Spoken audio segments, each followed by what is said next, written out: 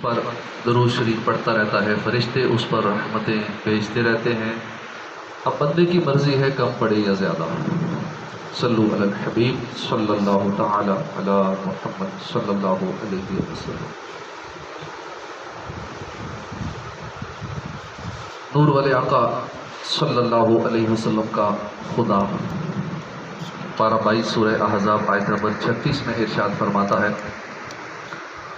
وَمَا كَانَ لِمُؤْمِنٍ وَلَا مُؤْمِنَةٍ إِذَا قَضَى اللَّهُ وَرَسُولُهُ أَمْرًا أَن يَكُونَ لَهُمُ الْخِيَرَةُ مِنْ أَمْرِهِمْ وَمَن يَعْصِ اللَّهَ وَرَسُولَهُ فَقَدْ ضَلَّ ضَلَالًا مُبِينًا۔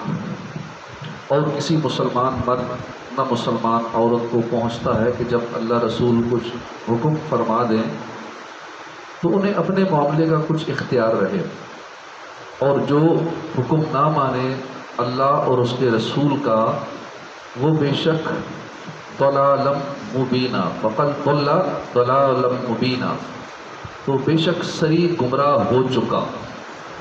اس آیت کی تفسیر میں لکھا ہے کہ حضور نور صلی اللہ علیہ وسلم اللہ کی عطا سے شرعی احکام کے خود مختار ہیں۔ آپ جسے جو چاہے حکم دے سکتے ہیں۔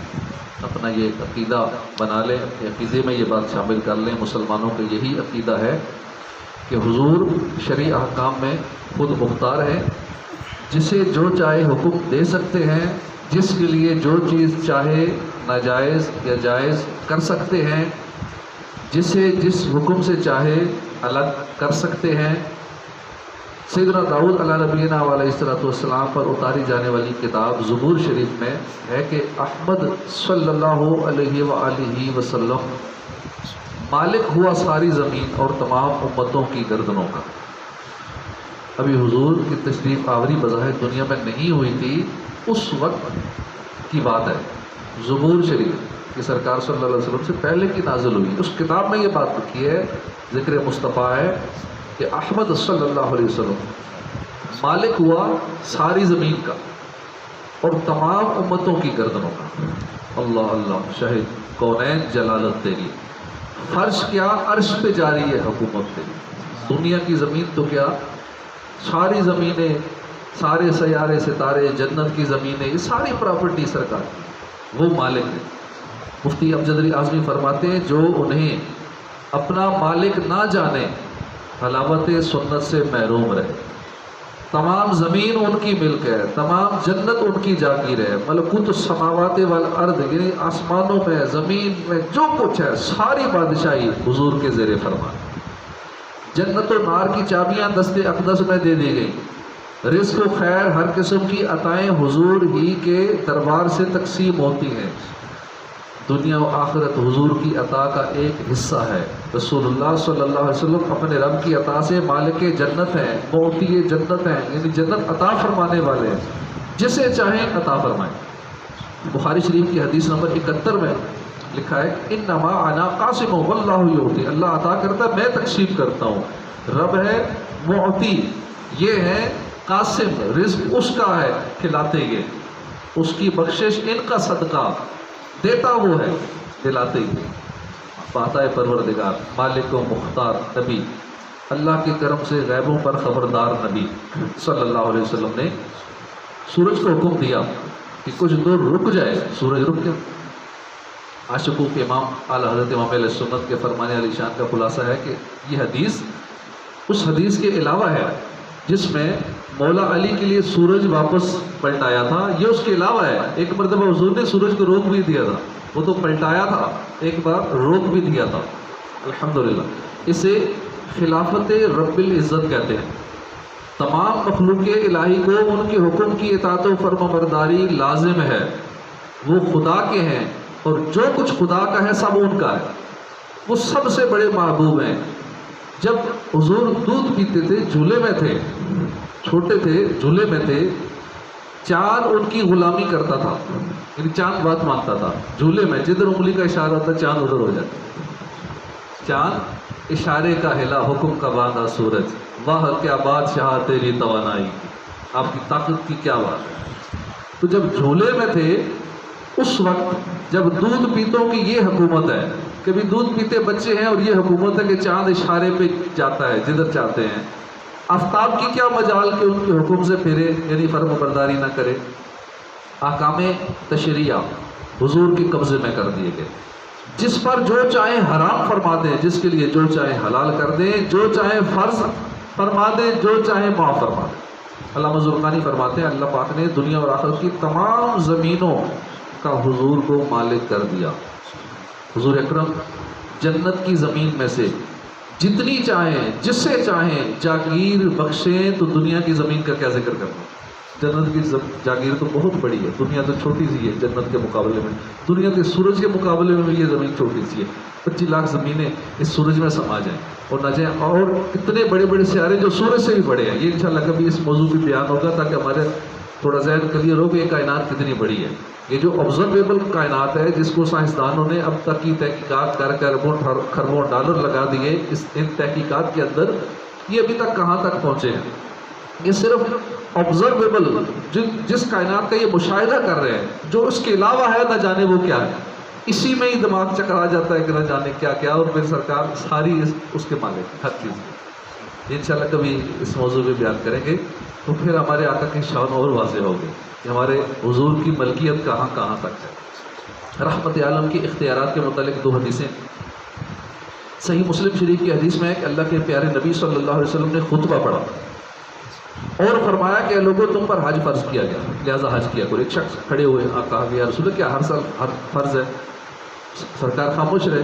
پھر پوچھا کیا ہر سال فرض ہے؟ پھر خاموش رہے. تیسری بار پھر یہی پوچھا، حضور خاموش رہے. حضور نے فرمایا کہ اگر میں ہاں کہہ دیتا تو ہر سال فرض ہو جاتا، لیکن اپنی امت کی گرانے کے لیے میری امت پہ مشکل نہ ہو، ہر سال حج ہوتا ہے کتنا مشکل ہوا ہے. 12-14 لاکھ میں ہم کیسے حج کرتے، ہر بندہ کیسے جا پاتا. ابھی بھی 25-30 کروڑ عوام میں سے صرف 1,80,000 کر پائے.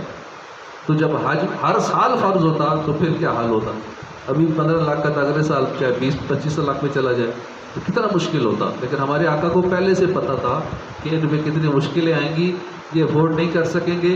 تو سرکار نے زندگی میں ایک بار صاحب استطاعت ہونے کی مخصوص شرائط کے ساتھ ایک بار زندگی میں حج فرض. بخاری اور مسلم حدیث میں، مسلم شریف کی حدیث میں ہے کہ حضور صلی اللہ علیہ وسلم نے فرمایا اگر میں اپنی امت پر گرا نہ جانتا تو ہر نماز کے ساتھ ان کے لیے مسواک ضروری قرار دیتا، لیکن ایسا نہیں کیا. تجھی تمہیں دی اپنے خزانوں کی خدا نے، محبوب کیا مالک و مختار بنایا. اللہ کی رحمت ہے کہ ایسے کی یہ قسمت آسی کا تمہیں حامی و غمخوار بنایا. ایک حدیث پاک توریت شریف سے مالک و مختار نبی کی یہ اوصاف منقول ہیں کہ میرے بندے احمد مختار، ان کی جائے ولادت یعنی پیدائش کی جگہ مکہ مکرمہ اور جائے ہجرت مدینہ طیبہ، ان کی امت ہر حال میں اللہ کی کثیر حمد کرنے والی ہے.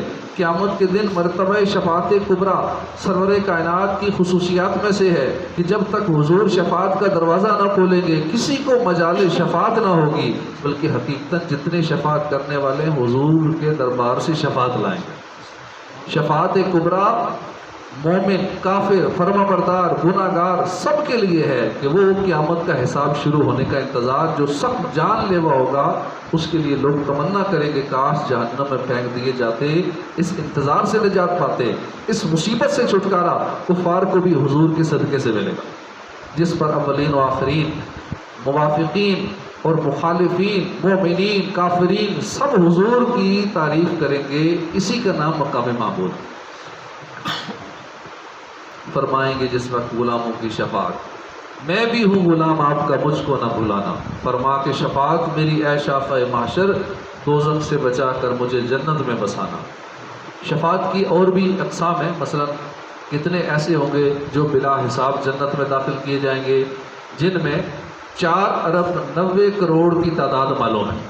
4 ارب اور 90 کروڑ یہ وہ تعداد ہے، یہ جو معلوم تعداد ہے جو شفاعت کیے جائیں گے. اس سے بہت زائد اور بھی ہیں جو اللہ اور رسول کے علم میں. کئی وہ ہوں گے جن کا حساب ہو چکا، مستحق جہنم ہو چکے، ان کو جہنم سے حضور بچائیں گے. بعضوں کی شفاعت فرما کر جہنم سے نکالیں گے، بعضوں کے درجات بلند فرمائیں گے، بعضوں سے عذاب کم کروائیں گے. ہر قسم کی شفاعت حضور کے لیے ثابت ہے. ان میں سے کسی کا انکار وہی کرے گا جو گمراہ ہے. ہاں، منصب شفاعت حضور کو دیا جا چکا ہے. بخاری شریف کی حدیث پاک میں ہے کہ یعنی شفاعت مجھے دے دی گئی ہے، حرز جاں ذکر شفاعت کیجئے، نار سے بچنے کی صورت کیجئے، ہم تمہارے ہو کے کس کے پاس جائیں، صدقہ شہزادوں کا رحمت کیجئے۔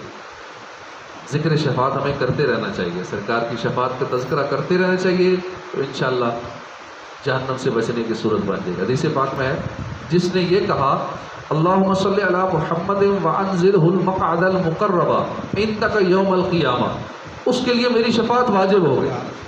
میرے ساتھ مل کر ایک بار پڑھ رہے ہیں اللہم صلی علی محمد وانزلہ المقعد المقرب عندک یوم القیامہ۔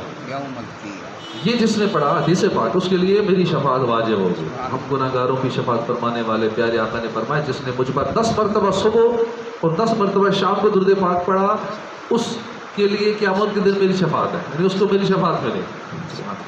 تو اللہ کے آخری نبی صلی اللہ علیہ وآلہ وسلم کی شفاعت پانے کا ایک بہترین ذریعہ کثرت سے درود پاک پڑھنا ہے، یعنی بہت سارے درود پاک پڑھنا یہ بھی شفاعت کا ذریعہ ہے۔ تو ہمیں کثرت سے درود پاک بھی پڑھنا چاہیے روزانہ۔ اب 12ویں کا مہینہ ہے تو 1200 مرتبہ تو کم از کم روز کی نیت کر لیں، پھر زندگی کا یہی معمول بنا لیں۔ اور یہ تو چلو گن کے پڑھنا ایک عادت بنانے کے لیے ہے یا مخصوص حدیثوں پہ عمل کرنے کے لیے، تو اس کے بعد پھر زبان چلتی رہے، ہر وقت ذکر و درود ہی جاری رہے۔ گر لب پاک سے اقرار شفاعت ہو جائے، یوں نہ بے چین رکھے جوشش عصیاں ہم کو، نیر حشر نے ایک آگ لگا رکھی ہے، تیز ہے دھوپ ملے سایہ داماں ہم کو۔ اللہ پاک اپنے محبوب کے ہمیں شفاعت نصیب فرمائے۔ اور اختیارات اور شفاعت یہ مسلمانوں کا پہلے سے عقیدہ چلا رہا ہے کہ سرکار کو اختیار بھی ہیں اور سرکار شفاعت فرمانے والے بھی ہیں، شافع محشر بھی ہیں، اور لوگ اس کو نہیں مانتے۔ ایک اچھی خاصی تعداد ہے جن کو بد مذہب کہتے ہیں، جو میلاد کو نہیں مانتے، جو 11ویں کو نہیں مانتے، ولیوں کو نہیں مانتے، اس طرح کی عجیب و غریب باتیں کرتے ہیں۔ تو ایسے لوگ شفاعت کے منکر بھی ہوتے ہیں، اختیارات کے منکر بھی ہوتے ہیں۔ بعض کا تو کھل کے بولتے ہیں کہ یہ کچھ نہیں کر سکتے، معاذ اللہ، مر کے مٹی ہو گئے، دیوار کے پیچھے کا پتہ نہیں، معاذ اللہ، طرح طرح کی اس باتیں کرتے ہیں۔ ایسوں سے کتنا بچ کے رہنا چاہیے۔ ایسوں کے پیچھے کیا نماز ہو، پھر پوچھتے ہیں کیا نماز ہو جاتی ہے ان کے پیچھے؟ یہ سوال ہی عجیب ہے۔ جب جس کے عقیدے کا پتہ ہے وہ فلاں کا عقیدہ یہ ہے، پھر سوال پوچھنا کہ کیا فلاں مولوی کے پیچھے نماز ہو جاتی ہے؟